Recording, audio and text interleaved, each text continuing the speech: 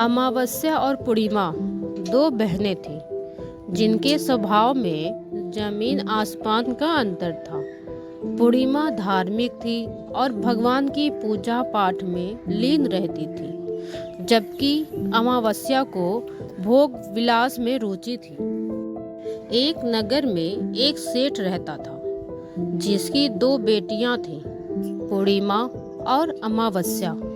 पूर्णिमा बहुत धार्मिक थी और भगवान की पूजा पाठ भजन कीर्तन में अपना समय बिताती थी। वह गरीबों को भोजन कराती, तुलसी को जल चढ़ाती और अपने माता पिता की सेवा करती थी।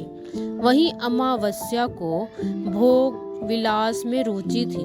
उसे अच्छे कपड़े, गहने और ऐशो आराम की चीजें पसंद थी।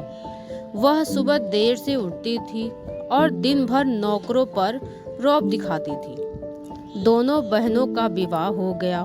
पूर्णिमा का विवाह एक ऐसे घर में हुआ जहां धन दौलत की कमी थी, लेकिन वह फिर भी भगवान की भक्ति में लगी रही और अपने ससुराल में भी नियमित रूप से पूजा पाठ करती रही। अमावस्या का विवाह एक धनी घर में हुआ। उसके ससुराल में धन दौलत की कोई कमी नहीं थी, लेकिन उसका स्वभाव नहीं बदला।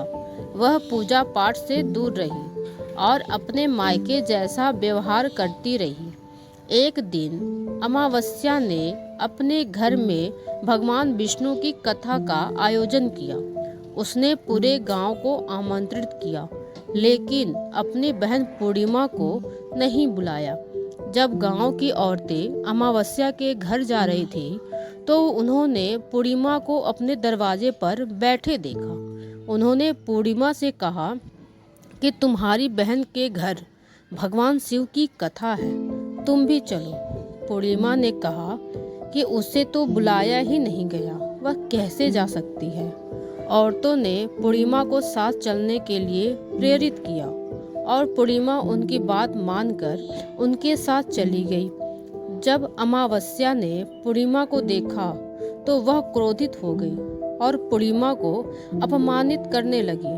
पूर्णिमा ने अमावस्या को समझाया कि भगवान की कृपा से उसे सब कुछ मिला है और उसे दूसरों के साथ दयालुता और सम्मान से पेश आना चाहिए। अमावस्या को अपनी गलती का एहसास हुआ और उसने पूर्णिमा से माफ़ी मांगी। उसने भगवान शिव की पूजा शुरू की और अपने स्वभाव में बदलाव किया।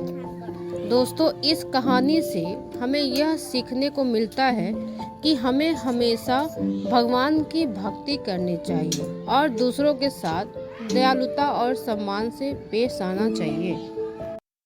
तो दोस्तों, अगर आपको ये कहानी अच्छी लगी तो मेरे चैनल को सब्सक्राइब करना ना भूलिएगा और कमेंट बॉक्स में ओम नमः शिवाय ज़रूर लिखिएगा।